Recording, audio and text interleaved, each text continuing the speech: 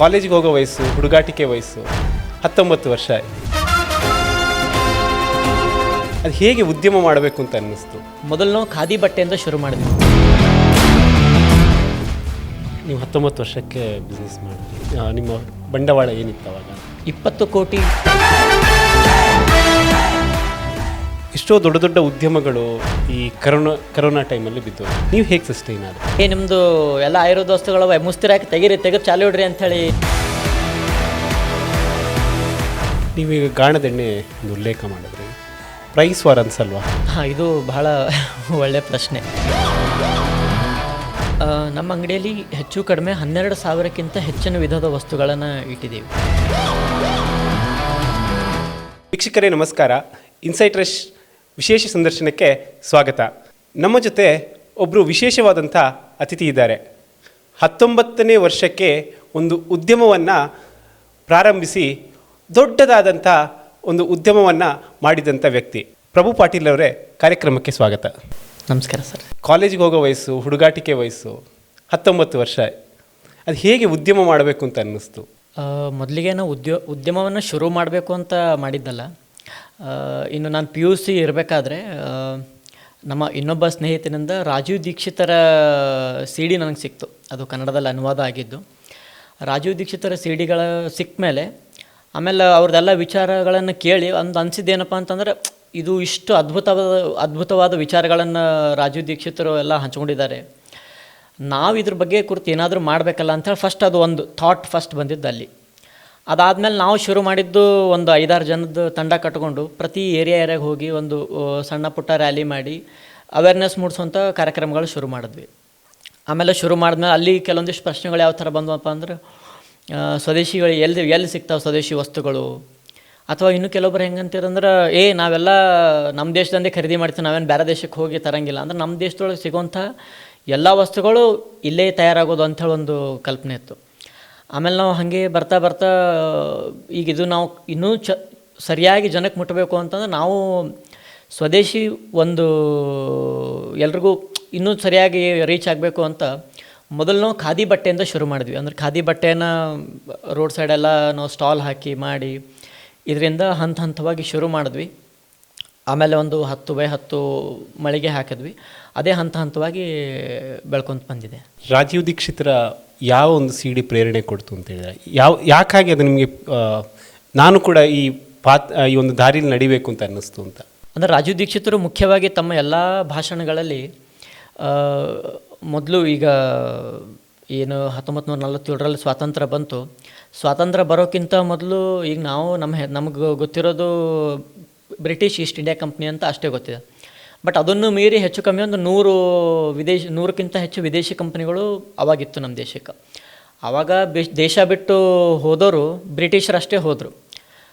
ಅದಾದಮೇಲೆ ಈಗ ನಾವು 5,000ಕ್ಕಿಂತ ಹೆಚ್ಚಿನ ವಿದೇಶಿ ಕಂಪನಿಗಳು ಭಾರತವನ್ನು ಅತಿ ಹೆಚ್ಚಿನ ಪ್ರಮಾಣದಲ್ಲಿ ಹಿಂಡಿ, ಅಂದ್ರೆ ಈಗ 1992ರೊಳಗೆ ಭಾರತಕ್ಕೆ ಎಲ್ಲ ಸಾಕಷ್ಟು ವಿದೇಶಿ ಒಪ್ಪಂದಗಳೆಲ್ಲ ಆಗಿ ಟೆಕ್ನಾಲಜಿ ಟ್ರಾನ್ಸ್ಫರ್ ಮಾಡ್ತೀವಿ ಅಂಥೇಳಿ ಎಲ್ಲ ಸಾಕಷ್ಟು ಕಂಪ್ನಿಗಳು ಭಾರತಕ್ಕೆ ಬಂದವು. ಬಟ್ ಆ ಸಮಯದಲ್ಲಿ ಟೆಕ್ನಾಲಜಿಗಿಂತ ಜಾಸ್ತಿ ಬಂದಿದ್ದು ಜಸ್ಟ್ ಬ್ರ್ಯಾಂಡ್ ರೂಪದೊಳಗೆ ಬಂದವು. ಅಂದರೆ ಈಗ ಉಪ್ಪು ಬಂತು, ಉಪ್ಪಿಗೆ ಯಾವುದೇ ಥರದ ಟೆಕ್ನಾಲಜಿ ಬೇಕಾಗಿರಲಿಲ್ಲ, ಬಟ್ ಉಪ್ಪು ಬಂತು. ನೀರು ಈಗ ಮೊದಲಿನ ಜನ ಎಲ್ಲ ನೀರು ಕೇಳಿದ್ರೆ ಮಜ್ಜಿಗೆ ಕೊಡೋಂಥ ಜನ ಇದ್ದರು. ಬಟ್ ಆಮೇಲೆ ನೀರನ್ನು ಮಾರ್ಬೋದನ್ನೋ ಪರಿಕಲ್ಪನೆಯೇ ಇರಲಿಲ್ಲ. ಬಟ್ ಈಗ ನಾವು ನೀರು 20 ರೂಪಾಯಿ ಲೀಟರ್ ನೀರಪ್ಪ ಅಂತಂದ್ರೆ ಅದು ಪ್ಲಾಸ್ಟಿಕ್ ಡಬ್ಬಿ ಒಳಗೆ ಅದೊಂದು ಸಹಜವಾಗಿ ಬಂದಿದೆ. ಸೊ ಈ ಥರದ ಎಲ್ಲ ಚಿಂತನೆಗಳು ನಮ್ಮ ಹೌದಲ್ಲ, ಇದು ಎಲ್ಲ ಚಿಂತನೆಗಳು ಹೌದಲ್ಲ, ನಾವು ಇನ್ನೂ ಗುಲಾಮಿ ಒಳಗೆ ಇದ್ದೀವಿ, ಇನ್ನೂ ನಾವು ದಾಸ್ಯದಲ್ಲೇ ಇದ್ದೀವಿ ಅಂಥೇಳಿ ಅದು ನಮಗೆ ಅವರ ಭಾಷಣಗಳಿಂದ ನಮಗೆ ಅರ್ಥ ಆಯಿತು. ಸೊ ಹಾಗಾಗಿ ನಾವು ಸ್ವದೇಶಿ ಚಿಂತನೆಗೆ ಬಂದಿದ್ದು. ನೀವು ಪ್ರಾರಂಭದಲ್ಲಿ ರೋಡ್ ಸೈಡಲ್ಲಿ ಒಂದು ಸ್ಟಾಲ್ ಹಾಕ್ಕೊಂಡು ಮಾಡ್ತಾಯಿದ್ರಿ, ಅಂದರೆ ಏನೆಲ್ಲ ಉತ್ಪನ್ನಗಳನ್ನು ಮಾಡ್ತಾಯಿದ್ರಿ? ಮೊದಲಿಗೆ ನಾವು ಶುರು ಮಾಡಿದ್ದು ಖಾದಿ ಬಟ್ಟೆಯಿಂದ ಶುರು ಮಾಡಿದ್ವಿ. ಅಂದರೆ ಖಾದಿ ಬಟ್ಟೆಯನ್ನು ಜಸ್ಟ್ ಬೇರೆಯವ್ರ ಹತ್ರದಿಂದ ತಂದು ನಾವು ಅದರಲ್ಲಿ ಎಷ್ಟು ಹೋಗುತ್ತೋ ಅಷ್ಟನ್ನು ಮಾರಾಟ ಮಾಡಿ ಮತ್ತು ಉಳಿದಂಥ ಬಟ್ಟೆನ ಅವರಿಗೆ ವಾಪಸ್ ಕೊಟ್ಟು ಅದರದ್ದೇನು ಮಾರ್ಜಿನ್ನು ಅಥವಾ ಅದೇನು ಲಾಭಾಂಶ ಇರುತ್ತೋ ಅದನ್ನು ನಾವು ಇಟ್ಕೊಳ್ತಾ ಇದ್ವಿ. ನಮ್ಮ ಕಲಬುರಗಿಯಲ್ಲಿ ಒಬ್ಬರು ಉದಯ್ ಸಾಲಿಮಠ್ ಅಂತಿದ್ದಾರೆ, ಅವ್ರ ಹತ್ರ ತೊಗೊಳ್ತಾ ಇದ್ವಿ. ಅದಾದಮೇಲೆ ಹಂತವಾಗಿ ಪಂಚಗವ್ಯ ವಸ್ತುಗಳನ್ನು ಶುರು ಮಾಡಿದ್ವಿ. ಪಂಚಗವ್ಯ ವಸ್ತುಗಳಂದರೆ ಆಕಳ ಗೋಮೂತ್ರ, ಹಾಲು, ತುಪ್ಪ, ಮೊಸರು ಈ ಥರದ ವಸ್ತುಗಳಿಂದ ಮಾಡಿದಂಥ ವಸ್ತುಗಳನ್ನು ನಾವು ಮಾರಾಟ ಶುರು ಮಾಡಿದ್ವಿ. ಅದು ರಾಜಸ್ಥಾನಲ್ಲಿ, ಗುಜರಾತಲ್ಲಿ ಪತ್ಮೇಡ ಅಂತ ಒಂದು ಗೋಶಾಲೆ ಇದೆ, ಅಲ್ಲಿನ ವಸ್ತುಗಳನ್ನು ಮಾರಾಟ ಮಾಡೋಕ್ಕೆ ಶುರು ಮಾಡಿದ್ವಿ. ಅದಾದಮೇಲೆ ಒಬ್ಬರು ಇದನ್ನು ನಾವೆಲ್ಲ ಫೇಸ್ಬುಕ್ಕಲ್ಲಿ ಹಾಕಿದ್ವಿ 2015-16ರಲ್ಲಿ. ಒಬ್ಬರು ಕರ್ನಾಟಕದವರೇ ಕಾಲ್ ಮಾಡಿ, ಯಾಕೆ ನಿಮಗೆ ರಾಜಸ್ಥಾನದೊಳಗಿರುವಂಥ ಗೋಶಾಲೆಗಳು ಕಾಣಿಸ್ತಾವ, ಕರ್ನಾಟಕದೊಳಗೆ ಸಾಕಷ್ಟು ಗೋಶಾಲೆಗಳವ, ನಿಮಗದು ಕಾಣಿಸ್ತಾ ಇಲ್ಲೇನೋ ಅಂತಂದರು. ಇಲ್ಲರಿ ಅಣ್ಣ, ನಮಗದು ಗೊತ್ತಿಲ್ಲ, ನೀವು ಹೇಳ್ರಿ ನಾವು ತರಿಸ್ಕೋತೀವಿ ಅಂತಂದ್ವಿ. ಆಮೇಲೆ ಕರ್ನಾಟಕದೊಳಗಿರೋಂಥದ್ದೇ ಬೇರೆ ಬೇರೆ ಗೋಶಾಲೆಗಳು, ಬೇರೆ ಬೇರೆ ಕೈಮಗ್ಗಗಳ ಬಟ್ಟೆ, ಈ ಥರದ್ದೆಲ್ಲ ವಸ್ತುಗಳ ಸಂಗ್ರಹನ ಶುರು ಮಾಡಿ ಅಂಗಡಿಯನ್ನು ಸ್ವಲ್ಪ ದೊಡ್ಡದಾಗಿ ಮಾಡ್ತಾ ಹೋದ್ವಿ. ಯಾವುದೆಲ್ಲ ಅಡಚಣೆಗಳಾಯಿತು, ರೆಸಿಸ್ಟೆನ್ಸ್ ಏನು ಬಂತು, ಮಾರ್ಕೆಟ್ ರೆಸಿಸ್ಟೆನ್ಸ್ ಇರ್ಬೋದು? ಈಗ ಅಡಚಣೆಗಳಂತಂದರೆ ಫಸ್ಟ್ ಅಡಚಣೆ ಶುರುವಾಗಿದ್ದೇ ನಮ್ಮ ಮನೆಯಿಂದ. ಇದೇನು ಕಾಲೇಜ್ ಓದ್ಲತ್ತಿ, ಇದೇನು ಈಗ ನಮ್ಮ ಕಡೆ ಭಾಷೆ ಒಳಗೆ ಹೇಳ್ಬೇಕಂದ್ರೆ, ಕಾಲೇಜ್ ಓದೋದು ಬಿಟ್ಟು ಇದೇನು ಉದ್ರಿ ಕೆಲಸ ಮಾಡತ್ತಿದ್ದಿ, ಇರ್ಲಿಕ್ಕೆ ಆಗಲ್ಲೇನು, ಈ ಥರದ್ದೆಲ್ಲ ಶುರು ಆಗ್ತಾಯಿತ್ತು. ಬಟ್ ಹಾಗಂತ ಅವರು ಕಂಪ್ಲೀಟ್ಲಿ ಇಲ್ಲ ನೀವು ಇದು ಮಾಡಲೇಬಾರ್ದಂತೂ ಕೂಡ ಅವರು ತಡೆದಿರಲಿಲ್ಲ. ಏನು ಮಾಡ್ಕೋತ ಹೋಗಿ ಹಾಗೆ ಅಂಥೇಳಿ ಬಿಟ್ಟಿದ್ರು. ಸೊ ಹಂತವಾಗಿ ಇದು ಅಡಚಣೆಗಳು ಆಯಾ ಸಂದರ್ಭಕ್ಕೆ ಸಾಕಷ್ಟು ಅಡಚಣೆಗಳು ಬಂದರೂ ಕೂಡ ಅದನ್ನು ಅಲ್ಲಿಂದಲೇ ಅದನ್ನು ಸಾಲ್ವ್ ಮಾಡ್ಕೊಂಡು ನಾವು ಮುಂದೆ ಬರ್ತಾ ಹೋದ್ವಿ. ಈಗ ಇದಕ್ಕೆ ಒಂದು 2-3 ಥರದ ಉದಾಹರಣೆ ಅಂತಂದರೆ, ಈಗ ನಾವು 2015-16ರಲ್ಲಿ ಈಗ ನಾವು ಇಡೀ ಕಲಬುರಗಿ ಒಳಗೆ ನಾವು ಓಡಾಟ ಮಾಡಿದ್ರೂ ಕೂಡ ಒಂದೇ ಒಂದು ಮಣ್ಣಿನ ಗಣಪತಿ ಕೂಡ ನಮಗೆ ಸಿಗ್ತಾ ಇರಲಿಲ್ಲ. ಸೊ ಆ ಸಂದರ್ಭದಲ್ಲಿ ನಾವು ಕಷ್ಟಪಟ್ಟು ಅಂದರೆ ಓಡಾಡಿ ಎಲ್ಲ ಮಾಡಿ ಗೋಕಾಕ್ ಹತ್ರ ಮಣ್ಣಿನ ಗಣಪತಿದೊಂದು ದೊಡ್ಡ ಮ್ಯಾನುಫ್ಯಾಕ್ಚರಿಂಗ್ ಯೂನಿಟ್ ಇದೆ. ಆ ಮಣ್ಣಿನ ಗಣಪತಿಯಲ್ಲೇ ಸುಮಾರಷ್ಟು ಕುಟುಂಬಗಳು ಅವೆಲ್ಲ ಮಾಡ್ತಾರೆ. ಸೊ ನಾವು ಅಲ್ಲಿಂದ ಒಂದು 286 ಗಣಪತಿ ತಂದು ಮೊದಲನೇ ವರ್ಷ ಶುರು ಮಾಡಿದ್ವಿ. ಈಗದು ಕಲಬುರಗಿಯಲ್ಲಿ ಬೆಳೆದು ಈಗ ಈ ಥರ ಆಗಿದೆ. ನಾವು ಮತ್ತು ಸುಮಾರಷ್ಟು ಜನ ಎಲ್ಲ ಮಾರಾಟ ಮಾಡೋದು ಸೇರಿದ್ರೆ ಈಗ ಕಲಬುರಗಿಯಲ್ಲಿ ಕನಿಷ್ಠ ಪಕ್ಷ ವರ್ಷದಲ್ಲಿ 25,000ಕ್ಕೂ ಹೆಚ್ಚು ಮಣ್ಣಿನ ಗಣಪತಿ ಮಾರಾಟ ಆಗುತ್ತೆ. ಆವಾಗೊಂದು 285 ಗಣಪತಿಯಿಂದ ಶುರುವಾಗಿದ್ದು ಈಗ 25,000ಕ್ಕೂ ಹೆಚ್ಚು ಗಣಪತಿ ಒಳಗೆ ಅದು ಹೋಗಿ ಮುಟ್ಟಿದೆ ಅಂತಂದರೆ ಇದು ಒಂದು ಸ್ವದೇಶಿ ಚಿಂತನೆಗೆ ಸಿಕ್ಕಂಥ ಒಂದು ಯಶಸ್ಸಿನ ಪ್ರತಿರೂಪ. 2015ರಲ್ಲಿ ನೀವು ನಿಮ್ಮ ಈ ಒಂದು ಉದ್ಯಮ ಸ್ಟಾರ್ಟ್ ಮಾಡಿದ್ರಿ. 5 ವರ್ಷಕ್ಕೆ ಒಂದು ಉದ್ಯಮ ಸಸ್ಟೈನ್ ಆಗುತ್ತೆ ಅಂತ ಹೇಳಬೇಕಾದ್ರೆ ನಿಮಗೊಂದು ದೊಡ್ಡ ಹೊಡೆತ ಕರೋನಾ ಬಂತು 2020ರಲ್ಲಿ. ಎಷ್ಟೋ ದೊಡ್ಡ ಉದ್ಯಮಗಳು ಈ ಕರೋನಾ ಟೈಮಲ್ಲಿ ಬಿದ್ದೋಯ್ತು. ನೀವು ಹೇಗೆ ಸಸ್ಟೈನ್ ಆದ್ರಿ? ಹೇಳಬೇಕಪ್ಪ ಅಂತಂದರೆ ಕೊರೋನಾಯಿಂದ ನಮಗೆ ಎಷ್ಟು ಅಂದ್ರೆ ವ್ಯಾಪಾರದ ದೃಷ್ಟಿಯಿಂದ, ನಮ್ಮ ಅಂಗಡಿಗೆ ದೃಷ್ಟಿಯಿಂದ ನೋಡಿದ್ರೆ ಕೊರೋನಾಯಿಂದ ನಮಗೆ ಲಾಸ್ ಆಗಿದ್ದಕ್ಕಿಂತ ಲಾಭ ಆಗಿದ್ದೇ ಜಾಸ್ತಿ. ಅಂದರೆ ಯಾಕಪ್ಪ ಅಂತಂದರೆ ನಾವು ನಮ್ಮ ಅಂಗಡಿ ಒಳಗೆ ಆಯುರ್ವೇದದ ಸಂಬಂಧಪಟ್ಟಂಥ ಸುಮಾರಷ್ಟು ವಸ್ತುಗಳು ಕೂಡ ಇಟ್ಟಿದ್ದೀವಿ. ಈಗ ಆ ಸಂದರ್ಭದೊಳಗೆ ಇಡೀ ಊರೊಳಗೆ ಎಲ್ಲ ಪೊಲೀಸರು ಬಂದು ಅಂಗಡಿ ಬಂದ್ ಮಾಡಿಸ್ತಾಯಿದ್ರು. ನಮ್ಮದು ಅವಾಗಿನ್ನೂ ಚಿಕ್ಕ ಅಂಗಡಿ ಇತ್ತು, 2 ಸೆಟ್ರಿನ ಅಂಗಡಿ ಇತ್ತು. ಆವಾಗ ಅದು ನಾವು ಕ್ಲೋಸ್ ಮಾಡಿ ಒಂದೇ ಸೆಟ್ರನ್ನ ಶುರು ಮಾಡಿದ್ವಿ. ಅವಾಗ ಪೊಲೀಸರು ಬಂದು ಏನು ಬೈತಾಯಿದ್ರಪ್ಪ ಅಂತಂದ್ರೆ, ನಿಮ್ಮದು ಎಲ್ಲ ಆಯುರ್ವೇದ ವಸ್ತುಗಳು ಮುಸ್ತಿರಾಕಿ ತೆಗೆದು ಚಾಲು ಇಡ್ರಿ ಅಂಥೇಳಿ ಬೈತಾಯಿದ್ರು. ಮತ್ತು ಇನ್ನೊಂದು, ನಮಗೊಂದು ದೊಡ್ಡ ಬ್ರೇಕ್ ಸಿಕ್ಕಿದ್ದು ಅಂತಂದರೆ, ಅಂದರೆ 2020ರಲ್ಲೇ ನಾವು 2,000 ಸ್ಕ್ವೇರ್ ಫೀಟಿನ ದೊಡ್ಡ ಅಂಗಡಿ ಶುರು ಮಾಡಿದ್ದೇ ಫಸ್ಟ್ ಲಾಕ್ಡೌನಿಂದು ಫಸ್ಟ್ ಲಾಕ್ಡೌನ್ ಮುಗಿದ ಮೇಲೇ ನಾವು ಶುರು ಮಾಡಿದ್ದು. ಅದಾದಮೇಲೆ ಕೂಡ ಮತ್ತೆ 2ನೇ 3ನೇ ಲಾಕ್ಡೌನ್ ಆದರೂ ಕೂಡ ನಮಗೆ ಅದರಿಂದ ಯಾವುದೇ ಥರದ ಅಡ್ಡ ಪರಿಣಾಮ ಆಗಲಿಲ್ಲ. ಅಂದರೆ ಅದು ವ್ಯಾಪಾರ ಮತ್ತಷ್ಟು ವೃದ್ಧಿ ಆಗಲಿಕ್ಕೆ ಅದು ಕಾರಣ ಆಯಿತು. ಜನರು ಸ್ವದೇಶಿ ವಸ್ತುಗಳನ್ನು ಖರೀದಿ ಜಾಸ್ತಿ ಆಯಿತು ಈ ಕೊರೋನಾ ಟೈಮಲ್ಲಿ. ಕೊರೋನಾ ಸಂದರ್ಭದೊಳಗೆ ಆಯುರ್ವೇದದ ರಿಲೇಟೆಡ್ ಸುಮಾರಷ್ಟು ವಸ್ತುಗಳ ಬಗ್ಗೆ ಮತ್ತಿಷ್ಟು ಅದರದ್ದು ಜಾಗೃತಿ ನಾವು ಪ್ರಯತ್ನ ಮಾಡಿದ್ವಿ. ಮತ್ತು ಸಹಜವಾಗಿ ಪ್ರಕೃತಿ ಕೂಡ ಅದಕ್ಕೆ ಸಾಕಷ್ಟು ಜನ ಪ್ರಯತ್ನ ಮಾಡಿದ್ರು. ಆಯುರ್ವೇದ ವಸ್ತುಗಳ ಬಳಕೆಯಿಂದ ನಮ್ಮ ಇಮ್ಯುನಿಟಿ ಎಲ್ಲ ಜಾಸ್ತಿ ಆಗುತ್ತೆ ಅಂತ. ಸೊ ಹಾಗಾಗಿ ಅದು ಒಂದು ಉತ್ತಮವಾದ ಇದನ್ನೇ ಆಯಿತು. ಈ ಕೊರೋನಾ ಟೈಮ್ ಆದಮೇಲೆ ನೀವು ಮಳಿಗೆ ದೊಡ್ಡ ಮಾಡಿದ್ರಿ ಅಂತ ಹೇಳಿದ್ರಿ. ಇವಾಗ 20,000 ಸ್ಕ್ವೇರ್ ಫೀಟ್ ದೊಡ್ಡ ಮಳಿಗೆ, 15,000 ಸ್ವಾಭಿಮಾನಿ ಸ್ವದೇಶಿ. ಈ ಹೆಸರು ಹೆಂಗೆ ನಿಮಗೆ ಬಂತು, ತಲೆಗೆ ಹೆಂಗೆ ಬಂತು ಅಂತ? ಈ ಹೆಸರು ಅಂತಂದರೆ ಒಬ್ಬರು ಈಗ ನಾವು ಮೊದಲು ಅಂಗಡಿ ಮಾಡಬೇಕು ಅಂತ ಶುರು ಮಾಡಬೇಕಾದ್ರೆ ಕಲಬುರಗಿಯಲ್ಲಿ ಒಬ್ಬರು ಸಂಸ್ಕೃತ ವಿದ್ವಾಂಸರಿದ್ದರು, ಸುರೇಶ್ ಹೇರೂರ್ ಸರ್ ಅಂತ ಇನ್ನೂ ಇದ್ದಾರೆ. ಅವ್ರ ಹತ್ರ ಹೋಗಿ ಕೇಳಿದಾಗ ನೀವು ಸ್ವಾಭಿಮಾನ ಅಂತ ಇಡ್ರಿ, ಚೆನ್ನಾಗಿದೆ ಹೆಸರು ಅಂತ ಅವರು ಅದು ಸಜೆಸ್ಟ್ ಮಾಡಿದ್ದು. ಸೊ ಹಾಗಾಗಿ ಆ ಹೆಸರನ್ನು ನಾವು ಕಂಟಿನ್ಯೂ ಮಾಡ್ತಾ ಬಂದ್ವಿ. ಈ ಗ್ಲೋಬಲೈಸೇಷನ್ ಎರದಲ್ಲಿ ಬ್ರ್ಯಾಂಡ್ ಬಿಲ್ಡಿಂಗ್ ಅಂತ ಹೇಳುವಂಥದ್ದು ತುಂಬ ಕಷ್ಟ ಇದೆ. ಯಾಕೆಂದರೆ ನಿಮ್ಮ ಕಾಂಪಿಟೇಟರ್ಸ್ ತುಂಬ ಇರ್ತಾರೆ, ರೀಚ್ ತುಂಬ ದೊಡ್ಡದಿರುತ್ತೆ. ಈ ಟೈರ್ 2 ಸಿಟಿ ಇರ್ಬೋದು, 1 ಸಿಟಿಗೆ ಇರ್ಬೋದು. ಅವ್ರ ಮಧ್ಯೆ ನಿಮ್ಮ ಕಾಂಪಿಟೇಷನ್ ಹೇಗಾಯಿತು? ಕಾಂಪಿಟೇಷನ್ ಅಂತ ನಾವು ಯೋಚನೆ ಮಾಡಿದಾಗ ಈಗ ನಮ್ಮ ಅಂಗಡಿ ಸದ್ಯಕ್ಕೆ ಇರೋದು ಕಲಬುರಗಿಯಲ್ಲಿ ಮಾತ್ರ. ಈಗ ನಾವು ಮೇನ್ ಪ್ರಾಡಕ್ಟಲ್ಲೇ ಡಿಫ್ರೆನ್ಷಿಯೇಟ್ ಮಾಡೋದು. ಕಾಂಪಿಟೇಷನ್ ಅಂತ ನಾವು ಇನ್ನೂವರೆಗೂ ಬೇರೆ ಬೇರೆ MNC ಕಂಪ್ನಿನ ಯಾವುದನ್ನು ಭಾವಿಸಿಲ್ಲ. ಬೇರೆ ಬೇರೆ ದೊಡ್ಡ ದೊಡ್ಡ ಸೂಪರ್ ಬಜಾರ್ ಆಗಿರ್ಬೋದು, ಅದು ಯಾವುದೇ ಥರದ ಭಾವಿಸಿಲ್ಲ. ಈಗ ಯಾಕಪ್ಪ ಅಂತಂದರೆ ಈಗ ನಮ್ಮ ಅಂಗಡಿ ಒಳಗೆ ನಾವು ಮೈದಾ ಹಿಟ್ಟಾಗಲಿ, ಮತ್ತು ಪಾಮ್ ಥರದ ಎಣ್ಣೆಗಳಾಗಲಿ, ರಿಫೈನ್ಡ್ ಎಣ್ಣೆಗಳಾಗಲಿ, ಮತ್ತು ಬಿಳಿ ಸಕ್ಕರೆ ಆಗಲಿ, ಮತ್ತು ಅದರಿಂದ ಮಾಡಿದಂಥ ಉತ್ಪನ್ನಗಳಾಗಲಿ, ಮೈದಾಯಿಂದ ಮಾಡಿದಂಥ ಉತ್ಪನ್ನಗಳಾಗಲಿ, ಈ ಥರದ ಯಾವುದೇ ವಸ್ತುಗಳನ್ನು ಇಟ್ಟಿಲ್ಲ. ಈಗ ನಾವು ಇಟ್ಟಿದ್ದಪ್ಪ ಅಂತಂದರೆ ಗಾಣದ ಎಣ್ಣೆ ಅಷ್ಟೇ ಇಟ್ಟಿದ್ದೀವಿ. ಈ ಗಾಣದ ಎಣ್ಣೆ ಅಂತ ಈಗ ನಾವು ಪ್ರತಿ ತಿಂಗಳು ಹೆಚ್ಚು ಕಡಿಮೆ ಒಂದು 5,000 to 6,000 ಲೀಟ್ರ್ ಗಾಣದ ಎಣ್ಣೆಯನ್ನು ಮಾರಾಟ ಮಾಡ್ತೀವಿ. ಸೊ ಅದ್ರ ಬಗ್ಗೆ ಪರಿಚಯ ಇರೋರು, ಗುರುತಿರೋರು, ಅದರ ಲಾಭ, ನಾವು ಆ ಎಣ್ಣೆ ಬಳಸೋದ್ರಿಂದ ಏನು ಲಾಭ ಆಗುತ್ತೆ ಅಂತ ಗೊತ್ತಿರೋರೇ ನಮ್ಮ ಅಂಗಡಿ ಬಂದು ತೊಗೊಳ್ತಾರೆ.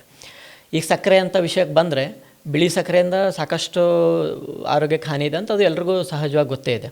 ಸೊ ಅದರ ಬದಲಾಗಿ ನಾವು ಬೆಲ್ಲ ಮತ್ತು ಕೆಂಪು ಸಕ್ಕರೆ, ದೇಸಿ ಖಂಡ್ ಅಂತ ಕರಿತೀವಿ, ಈ ಥರದ ವಸ್ತುಗಳನ್ನು ನಾವು ಪ್ರಮೋಟ್ ಮಾಡ್ತಾಯಿದ್ದೀವಿ. ಸೊ ಹಾಗಾಗಿ ನಾವು ಕಾಂಪಿಟೇಷನ್ ಥರದ್ದು ಯಾವುದೇ ಸಮಸ್ಯೆ ನಮ್ಗೆ ಇಲ್ಲಿವರೆಗೂ ಆಗಿಲ್ಲ. ನೀವೀಗ ಗಾಣದ ಎಣ್ಣೆ ಒಂದು ಉಲ್ಲೇಖ ಮಾಡಿದ್ರಿ, ಪ್ರೈಸ್ ವಾರ್ ಅನ್ಸಲ್ವಾ? ಜನ ಇದು ಕಾಸ್ಟ್ಲಿ ಅಂತ ಹೇಳಲ್ವಾ? ಹಾಂ, ಇದು ಬಹಳ ಒಳ್ಳೆಯ ಪ್ರಶ್ನೆ. ಇದು ಸುಮಾರಷ್ಟು ಸರಿ ನಾನು ಕೂಡ ಯೋಚನೆ ಮಾಡಿದಾಗ ಇದಕ್ಕೇನು ಪ್ರೈಸ್ ಇದೆಯೋ ಇದು ಪ್ರೈಸ್ ಜಾಸ್ತಿ ಇಲ್ಲ. ಈಗೇನು ನಾವು ಮಾರ್ಕೆಟಲ್ಲಿ ನಾವು ಸಹಜವಾಗಿ ಈಗ ಯಾವುದೇ ಒಂದು ರಿಫೈನ್ಡ್ ಎಣ್ಣೆಯನ್ನು ನೋಡ್ತಾ ಇದ್ದೀವೋ ಅದರದ್ದು ಪ್ರೈಸ್ ಅಂಡರ್ ವ್ಯಾಲ್ಯೂ ಇದೆ. ಈಗ ಉದಾಹರಣೆಗೆ ನಾವು ಶೇಂಗಾ ಎಣ್ಣೆ ಅಂತ ತೊಗೊಂಡ್ವಿ ಅಂತಂದರೆ, ಸದ್ಯದ ಶೇಂಗಾದ ಬೆಲೆ ಹೆಚ್ಚು ಕಡಿಮೆ 110, 120, 125 ರೂಪಾಯಿ ಇದೆ. 1 kg ಶೇಂಗಾ ಎಣ್ಣೆ ತೆಗಿಲಿಕ್ಕೆ ಕನಿಷ್ಠ 2.5 kg ಶೇಂಗಾ ಬೇಕು. ಇನ್ನು ಯಾವುದೇ ಥರ ಅವನು ಹಿಂಡಿ ಮಾರ್ತಾನೆ, ಮತ್ತು ಅದರಲ್ಲಿ ಸಾಕಷ್ಟು ಪ್ರೊಡಕ್ಷನ್ ಕಾಸ್ಟ್ ಎಲ್ಲ ಇರುತ್ತೆ ಅಂತ ಎಲ್ಲ ಲೆಕ್ಕ ಹಾಕಿದ್ರೂ ಕೂಡ ಕನಿಷ್ಠ 320 ರೂಪಾಯಿಂದ 350 ರೂಪಾಯಿ ಕೆಳಗಂತೂ ಕೊಡಲಿಕ್ಕೆ ಸಾಧ್ಯನೇ ಇಲ್ಲ, ಯಾರೇ ಆದರೂ ಕೂಡ. ಇನ್ನು ರಿಫೈನ್ಡ್ ಆಯಿಲು 110, 120, 150, 160 ರೂಪಾಯಿ ಕೊಡಲಿಕ್ಕೆ ಹೇಗೆ ಸಾಧ್ಯ? ಸೊ ಅದರಲ್ಲಿ ಪೆಟ್ರೋಲಿಯಮ್ ಇಂದ ಬಂದಂಥ ವೈಟ್ ಮಿನರಲ್ ಆಯಿಲು, ಅದ್ರ ಜೊತೆ ಕೆಲವೊಂದಿಷ್ಟು ಎಸೆನ್ಸನ್ನು ಮಿಕ್ಸ್ ಮಾಡಿ ಅದರಿಂದ ತಯಾರಾಗ್ತಾರೆ ಅಂಥ ಎಣ್ಣೆನೇ ನಾವೆಲ್ಲ ಮಾರ್ಕೆಟಲ್ಲಿ 99% ಇದೇ ಎಣ್ಣೆ ಸಿಗ್ತಾಯಿದೆ. ಸೊ ಇದರ ಬೆಲೆ ಆ್ಯಕ್ಚುಲಿ ನಾವು ಎಣ್ಣೆ ಅಂತ ತಿಳ್ಕೊಂಡು ತಿಂತಾ ಇರೋದೇ ಬೇರೆ, ಅದರ ಬೆಲೆ ಅಂಡರ್ ವ್ಯಾಲ್ಯೂ ಇದೆ. ಬಟ್ ಆ್ಯಕ್ಚುಲಿ ಈಗ ನಾವು ಶೇಂಗಾದ ಎಣ್ಣೆ, ಕುಸುಬೆ ಎಣ್ಣೆ, ಕೊಬ್ಬರಿ ಎಣ್ಣೆ, ಎಳ್ಳೆಣ್ಣೆ, ಸಾಸಿವೆ ಎಣ್ಣೆ ಅಂತಿವೆಲ್ಲ ನೋಡಿದ್ರೆ ಇದ್ರದ್ದು ಬೆಲೆ ಏನಿದೆಯೋ ಅದು ಆ್ಯಕ್ಚುಯಲ್ ಬೆಲೆ ಅದು ಕರೆಕ್ಟಾಗೇ ಇದೆ. ಸೊ ಹಾಗಾಗಿ ನಾವು ಎರಡು ರಾಂಗ್ ಪ್ರಾಡಕ್ಟ್ ಜೊತೆ ಕಂಪೇರ್ ಮಾಡಿದಾಗ ಇದು ಜಾಸ್ತಿ, ಇದು ಕಡಿಮೆ ಅಂತ ಅನ್ಸುತ್ತೆ. ಬಟ್ ಅದು ಸರಿಸಮವಾದ ಪ್ರಾಡಕ್ಟ್ ಜೊತೆ ಕಂಪೇರ್ ಮಾಡಿದಾಗ ಅದು ಕರೆಕ್ಟ್ ಬೆಲೆನೇ ಅಂತ ಅನ್ಸುತ್ತೆ. ಸ್ವಾಭಿಮಾನಿ ಸ್ವದೇಶಿಯಲ್ಲಿ ಬೇರೆ ಯಾವ ರೀತಿಯ ವಸ್ತುಗಳನ್ನು ನೀವು ಹೆಚ್ಚಾಗಿ ಪ್ರಮೋಟ್ ಮಾಡ್ತೀರಾ? ನಮ್ಮ ಅಂಗಡಿಯಲ್ಲಿ ಹೆಚ್ಚು ಕಡಿಮೆ 12,000ಕ್ಕಿಂತ ಹೆಚ್ಚಿನ ವಿಧದ ವಸ್ತುಗಳನ್ನು ಇಟ್ಟಿದ್ದೀವಿ. ಸಾವಯವ ವಸ್ತುಗಳು, ಸಿರಿಧಾನ್ಯಗಳು, ಮತ್ತು ಬೇಳೆಕಾಳುಗಳು, ಮತ್ತು ಸಿರಿಧಾನ್ಯದಿಂದ ಮಾಡಿದಂತಹ ನೂಡಲ್ಸ್ ಆಗಿರ್ಬೋದು, ಪಾಸ್ತಾಗಳಾಗಿರ್ಬೋದು, ಶಾವಿಗೆಗಳಾಗಿರ್ಬೋದು, ಮತ್ತು ಬಿಸ್ಕಿಟ್ಗಳಾಗಿರ್ಬೋದು, ಮತ್ತು ಡ್ರೈ ಫ್ರೂಟ್ಸ್ಗಳಾಗಿರ್ಬೋದು, ಮತ್ತು ಕೃಷಿಗೆ ಸಂಬಂಧಪಟ್ಟಂತಹ ಗೊಬ್ಬರಗಳು, ದೇಸಿ ಬೀಜಗಳು ಕೂಡ ನಾವೀಗೆಲ್ಲ ಕಡಿಮೆ ಪ್ರಮಾಣದಲ್ಲಿ ನೋಡ್ತಾ ಇದ್ದೀವಿ. ದೇಸಿ ಬೀಜಗಳು, ಮತ್ತು ಇದಕ್ಕೆಲ್ಲ ಸಂಬಂಧಪಟ್ಟಂಥ ರಾಷ್ಟ್ರೀಯ ಸಾಹಿತ್ಯ, ಮತ್ತು ಕಬ್ಬಿಣದ ವಸ್ತುಗಳು, ತಾಮ್ರದ ವಸ್ತುಗಳು, ಹಿತ್ತಾಳೆ ವಸ್ತುಗಳು, ಮಣ್ಣಿನ ಪಾತ್ರೆಗಳು, ಮತ್ತು ಗಾಣದ ಎಣ್ಣೆ, ಖಾದಿ ಬಟ್ಟೆಯಲ್ಲೇ ಸಣ್ಣ ಮಕ್ಕಳಿಂದ ಹಿಡಿದು ದೊಡ್ಡವ್ರವರೆಗೂ ಬಟ್ಟೆಗಳು, ಮತ್ತು ಕೈಮಗ್ಗದ ಸೀರೆಗಳು, ಮತ್ತು ಲಾವಂಚದಿಂದ ಮಾಡಿದಂತಹ ಕರಕುಶಲ ವಸ್ತುಗಳು, ಮತ್ತು ಇದು ಬಿಟ್ಟಂತೆ ಕಟ್ಟಿಗೆಯಿಂದ ಮಾಡಿದಂಥ ಕರಕುಶಲ ವಸ್ತುಗಳು, ಹೀಗೆ ಸುಮಾರಷ್ಟು ವಸ್ತುಗಳನ್ನು ನಾವು ಸಂಗ್ರಹ ಮಾಡಿ ಇಟ್ಟಿದ್ದೀವಿ. ಮತ್ತು ಅದಕ್ಕೆ ಬೇಕಾದಂತಹ ಪ್ರಸಾರದ ಕಾರ್ಯವನ್ನು ಮಾಡ್ತಾಯಿರ್ತೀವಿ. ಅಂದರೆ ನಾವು ಈ ಥರದ ಪ್ರಚಾರ ಮಾಡೋ ಸಲುವಾಗಿನೇ ಅಂತ ಹೆಚ್ಚು ಕಡಿಮೆ ಒಂದು 15,000 ಸ್ಕ್ವೇರ್ ಫೀಟ್ ಒಂದು ಹಾಲ್ ಇಟ್ಕೊಂಡಿದ್ದೀವಿ. ಅಲ್ಲಿ 1 ತಿಂಗಳಿಗೆ ಒಂದು ಸರಿ ಅಥವಾ 1.5 ತಿಂಗಳಿಗೆ ಒಂದು ಸರಿ ಸ್ವದೇಶಿ ಕುರಿತಂತೆ ಯಾರೋ ಒಬ್ಬ ಅದರಲ್ಲಿ ಆ ಸಬ್ಜೆಕ್ಟಿನ ಎಕ್ಸ್ಪರ್ಟ್ ಪರ್ಸನ್ ಬಂದು ಒಂದು ಅರ್ಧ ಗಂಟೆ 1 ಗಂಟೆವರೆಗೂ ಭಾಷಣ ಮಾಡ್ತಾರೆ. ಸೊ ಈ ಥರದ್ದು ಆ್ಯಕ್ಟಿವಿಟೀಸ್ ಕೂಡ ಸತತವಾಗಿ ನಡೀತಾ ಇರುತ್ತೆ. ಈ ಸ್ವದೇಶಿ ಮಳಿಗೆಗಳಿದೆ ಏನಿದೆ, ನೀವು ಇದನ್ನು ನೆಕ್ಸ್ಟ್ ಲೆವೆಲ್ ಅಥವಾ ಎಕ್ಸ್ಪಾನ್ಷನ್ಗೆ ನೀವು ಏನು ಪ್ಲ್ಯಾನ್ ಮಾಡ್ಕೊಂಡಿದ್ದೀರಾ? ಸ್ವದೇಶಿ ವಸ್ತುಗಳ ಕುರಿತಂತೆ ಈಗ ನಾವು ಮುಂದಿನ ಹಂತದೊಳಗೆ ನಮ್ಮ ಸೀಮಿತ ಶಕ್ತಿಗೆ ನೋಡಿದಾಗೆ ನಾವು ಆನ್ಲೈನಿಗೆ ಹೋಗಬಹುದು ಅಂಥೇಳಿ ನಾವು ಆನ್ಲೈನ್ ಹೇಗೆ ಹೋಗಬೇಕು ಅದರದ್ದು ಸಂಬಂಧಪಟ್ಟದಂಥ ಕೆಲಸ ಮಾಡ್ತಾಯಿದ್ದೀವಿ ಸದ್ಯಕ್ಕೆ. ಮತ್ತು ಇದು ಬಿಟ್ಟಂತೆ ಸುಮಾರಷ್ಟು ಜನ ಬೇರೆ ಬೇರೆ ಕಡೆಯಿಂದ ಮೈಸೂರಿಂದ ಆಗಿರ್ಬೋದು, ಬೆಂಗಳೂರಿಂದ, ಹುಬ್ಬಳ್ಳಿಯಿಂದ, ಬೆಳಗಾವಿಯಿಂದ ಇಲ್ಲೊಂದು ಮಳಿಗೆ ಹಾಕಿ ಅಂಥೇಳಿ ಹೇಳ್ತಾ ಇರ್ತಾರೆ. ಬಟ್ ನಾವು ಅವ್ರಿಗೆ ಹೇಳೋದೇನಪ್ಪ ಅಂದ್ರೆ, ನಾವು ಈಗ ಬೇರೆ ಎಲ್ಲಿ ಬಂದು ಹಾಕೋದು ತುಂಬ ಕಷ್ಟ. ಬಟ್ ಅಲ್ಲಿರೋಂಥ ಯಾರೇ ಆಗಿರ್ಬೋದು, ಅವ್ರಿಗೆ ಆ ವಿಷಯದ ಮೇಲೆ ಆಸಕ್ತಿ ಇದ್ದು ಅವ್ರು ಮುಂದೆ ಬಂದರೆ ಅವ್ರಿಗೆ ಬೇಕಾದಂಥ ಎಲ್ಲ ಸಹಾಯವನ್ನು ವಸ್ತುಗಳನ್ನು ಪೂರೈಕೆ ಮಾಡೋದಾಗಿರ್ಬೋದು ಅಥವಾ ಪೂರ್ತಿ ಮಳಿಗೆಯನ್ನು ಸೆಟಪ್ ಮಾಡೋ ಥರದ್ದಾಗಿರ್ಬೋದು, ಎಲ್ಲ ಸಹಾಯವನ್ನು ನಾವು ಮಾಡ್ತೀವಿ. ಹಾಕೋದು ಮಾತ್ರ ಅವರು ಅಲ್ಲಿನ ಲೋಕಲ್ ಜನಗಳು ಹಾಕಬೇಕು ಅಂಥೇಳಿ ನಾವು ಅದರದ್ದು. ನೀವು 19 ವರ್ಷಕ್ಕೆ ಬಿಸ್ನೆಸ್ ಮಾಡಿದ್ರಿ, ಎಷ್ಟು ನಿಮ್ಮ ಬಂಡವಾಳ ಏನಿತ್ತು ಅವಾಗ ಅಂತ? ಇದು 11 ವರ್ಷದ ಕೆಳಗಡೆ ನಾವು 3 ಜನ ಸೇರಿ ಶುರು ಮಾಡಿದ್ವಿ. ನಾನು, ಸಂಗಮೇಶ್ ಮತ್ತು ಇನ್ನೊಬ್ಬರು ಅನಿಲ್ ತಂಬಾಕಿ ಅಂತ 3 ಜನ ಸೇರಿ ಶುರು ಮಾಡಿದ್ದು. ಬರೀ 90,000 ಬಂಡವಾಳದಿಂದ ಶುರು ಮಾಡಿದ್ವಿ. ಸೊ ಅಲ್ಲಿಂದ ಇಲ್ಲಿವರೆಗೆ ನಾನು ನಮ್ಮ ಮನೆಯಿಂದ 30,000 ಬಿಟ್ಟು ₹1 ಕೂಡ ಹಾಕಿದ್ದಿಲ್ಲ. ಬಟ್ ಅಲ್ಲಿಂದ ಇಲ್ಲಿವರೆಗೂ ಪ್ರಾಫಿಟ್ ಅಂತ ಕೂಡ ನಾವು ಯಾರೂ ತೊಗೊಂಡಿಲ್ಲ. ಅಂದರೆ ಅದರಿಂದ ನಾವು ಕೆಲಸ ಮಾಡ್ತಾ ಇರೋದಕ್ಕೆ ಸ್ಯಾಲ್ರಿ ರೂಪದಲ್ಲಿ ತೊಗೊಳ್ತಾ ಇದ್ದೀವಿ.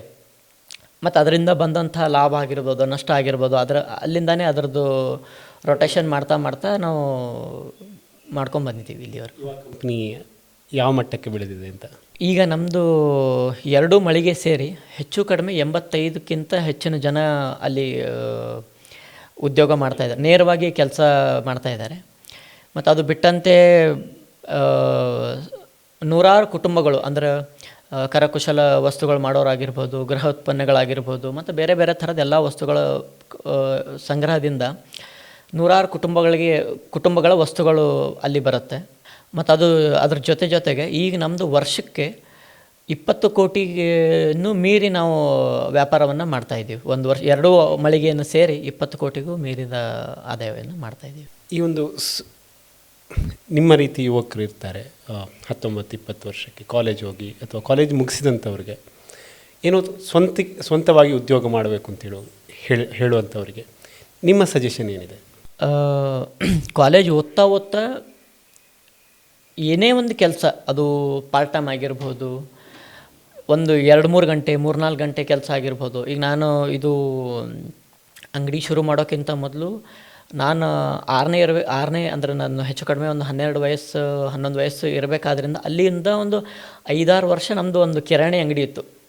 ದಿನಕ್ಕೆ ಕನಿಷ್ಠ ಒಂದು 5-6 ಗಂಟೆ ಆದರೂ ನಾನು ಅಲ್ಲಿ ಕೂಡ್ತಾಯಿದ್ದೆ. ಮತ್ತು ಅದಾದಮೇಲೆ ಹೋಮಿಯೋಪತಿ ಮೆಡಿಕಲಲ್ಲಿ ಒಂದು ಸ್ವಲ್ಪ ತಿಂಗಳು ಕೆಲಸ ಮಾಡಿದ್ದೆ. ಸೊ ಹೀಗೆ ಅಂದರೆ ಈಗ ನಾ ಮಾಡೋ ಕೆಲಸದಲ್ಲಿ ಚಿಕ್ಕದು ದೊಡ್ಡದು ಅಂತ ಅದು ಏನೂ ಇರಲ್ಲ. ಏನಾದರೂ ಒಂದು ಒಟ್ಟು ಕೆಲಸ ಅದು ಇಲ್ಲಪ್ಪ ನಾ ಅದು ಓದ್ತಾ ಇದ್ದೀನಿ ಅಥವಾ ನಾ ಇವ್ರ ಮಗ ಇದ್ದೀನಿ, ನಾ ಇದು ಮಾಡ್ತಾಯಿದ್ದೀನಿ, ನಾ ಈ ಥರ ಕೆಲಸ ಮಾಡೋದು ಚಿಕ್ಕದು ಇದು ದೊಡ್ಡದು ಅಂತ ಏನೂ ಯೋಚನೆ ಮಾಡಲಾರ್ದೆ ಅದೊಂದು ಎಕ್ಸ್ಪೀರಿಯನ್ಸ್ ಸಲುವಾಗಿ ಆಗಿರ್ಬೋದು, ಅಥವಾ ನಮ್ಗೆ ಆಯಾ ಸಂದರ್ಭಕ್ಕೆ ಬೇಕಾದಂಥ ಪಾಕೆಟ್ ಮನಿದು ಪೂರೈಕೆ ಮಾಡ್ಕೊಳ್ಳೋಕ್ಕೂ ಆಗಿರ್ಬೋದು. ಬಟ್ ಏನಾದರೂ ಒಂದು 2-3 ಗಂಟೆ ಅಥವಾ 3-4 ಗಂಟೆ ನಮಗೆ ಎಷ್ಟು ಸಾಧ್ಯನೋ ಅಷ್ಟು ಕೆಲಸ ಮಾಡೋದಂತೂ ಒಳ್ಳೆಯದು. ಒಂದು ಸರಿ ಅದು ನಾವು ಓದ್ತಾನೆ ಕೆಲಸ ಮಾಡ್ತಾ ಶುರು ಆದರೆ ಪ್ರಾಕ್ಟಿಕಲ್ ಏನೇನು ಸಮಸ್ಯೆಗಳಿದೆ ಅಂತ ಗೊತ್ತಾಗುತ್ತೆ. ಸೊ ನಮ್ಮದು ಮುಗಿಸಿ ಹೊರಗೆ ಬರೋಷ್ಟೊತ್ತಿಗೆ ನಾವು ಏನು ಮಾಡಬೇಕು ಅನ್ನೋದೊಂದು ಮುಂದಿನ ದಾರಿ ಆದರೂ ನಮಗೆ ಸರಿಯಾಗಿ ಗೊತ್ತಾಗುತ್ತೆ ಅಂತ ನಂಗೆ ಅನ್ಸುತ್ತೆ. ವೀಕ್ಷಕರೇ, ಇಷ್ಟೊತ್ತು ನೀವು ಒಂದು ಸಕ್ಸಸ್ಫುಲ್ ಸ್ಟೋರಿ ನೋಡಿದ್ರಿ. ಯಾವುದೇ ಒಂದು ದೊಡ್ಡ ಉದ್ದಿಮೆ ಕೋಟಿ ಗಳಿಸುವಂಥ ಉದ್ದಿಮೆಯನ್ನು ಮಾಡಬೇಕಾದ್ರೆ ಕೋಟಿ ಬಂಡವಾಳ ಬೇಕು ಅಂತಿಲ್ಲ. ಸಣ್ಣದಾದಂಥ ಬಂಡವಾಳದಿಂದ ಕೂಡ ಕೋಟ್ಯಾಂತರ ರೂಪಾಯಿಯ ಒಂದು ಉದ್ದಿಮೆಯನ್ನು ಕಟ್ಟಬೋದು ಅಂತ ಹೇಳೋದಕ್ಕೆ ನಮ್ಮ ಜೊತೆ ಇರುವಂಥ ಪ್ರಭು ಪಾಟೀಲ್ ಅವರೇ ಸಾಕ್ಷಿ. ಸರ್, ಇಷ್ಟೊತ್ತು ಇನ್ಸೈಟ್ ರಶ್ ಮೀಡಿಯಾ ಜೊತೆ ಮಾತಾಡಿದ್ದಕ್ಕಾಗಿ ಧನ್ಯವಾದಗಳು. ಈ ಅವಕಾಶ ಕೊಟ್ಟಿದ್ದಕ್ಕೆ ತಮಗೂ ಕೂಡ ತುಂಬ ಧನ್ಯವಾದಗಳು ಸರ್. ವೀಕ್ಷಕರೇ, ಪ್ರಭು ಪಾಟೀಲ್ರವರು ಹಲವಾರು ಸಣ್ಣ ಉದ್ದಿಮೆದಾರರಿಗೆ ಸ್ಫೂರ್ತಿಯಾಗಿದ್ದಾರೆ. ಸಣ್ಣ ಬಂಡವಾಳದಿಂದ ದೊಡ್ಡದಾದಂತಹ ಉದ್ದಿಮೆಯನ್ನು ಕಟ್ಟಬೋದು ಅಂತ ಹೇಳೋದನ್ನು ತೋರಿಸ್ಕೊಟ್ಟಿದ್ದಾರೆ. ಅವರು ಇನ್ನಷ್ಟು ಯುವಕರಿಗೆ ಸ್ಫೂರ್ತಿಯಾಗಲಿ. ನೋಡ್ತಾ ಇರಿ ಇನ್ಸೈಟ್ ರಶ್ ನ್ಯೂಸ್.